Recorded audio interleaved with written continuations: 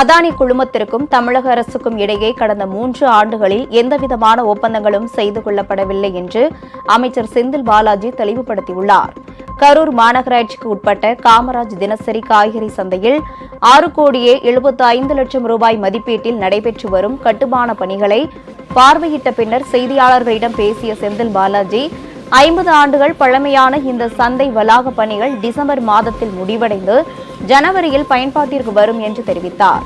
அமெரிக்காவில் தொழிலதிபர் அதானி மீது வழக்கு பதிவு செய்யப்பட்டிருப்பது குறித்து செய்தியாளர்கள் கேட்டபோது, அதானி குழுமத்திற்கும் தமிழக அரசிற்கும் இடையே கடந்த 3 ஆண்டுகளில் எந்தவிதமான ஒப்பந்தங்களும் செய்து கொள்ளப்படவில்லை, மின்வாரியம் தொடர்பாக எந்தவித ஒப்பந்தமும் மேற்கொள்ளவில்லை என்று பதிலளித்தார்.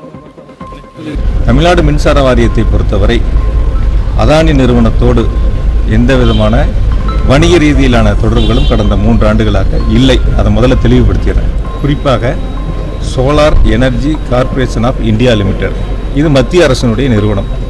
அந்த நிறுவனங்கள் தான் யாரெல்லாம் உற்பத்தி செய்கிறார்களோ அவர்கள் அந்த நிறுவனத்தோடு புரிந்துணர்வு ஒப்பந்தங்களை செய்து கொண்டு அந்த நிறுவனம் மற்ற மாநிலங்களுக்கு என்ன தேவை என்பதை கேட்டு விலை இறுதி செய்யப்பட்டு அதன் பிறகுதான் அந்த மத்திய அரசு நிறுவனம் அந்தந்த மாநிலங்களோடு புரிந்துணர்வு ஒப்பந்தங்களை செய்வார்கள். அந்த வகையில் solar energy corporation of India limited நிறுவனத்தோடு தமிழ்நாடு மின்சார வாரியம் 1500 மெகாவாட் அளவிற்கு கொள்முதல் செய்வதற்காக 25 ஆண்டுகள் கொள்முதலுக்கு ஒப்பந்தம் செய்யப்பட்டிருக்கின்றன.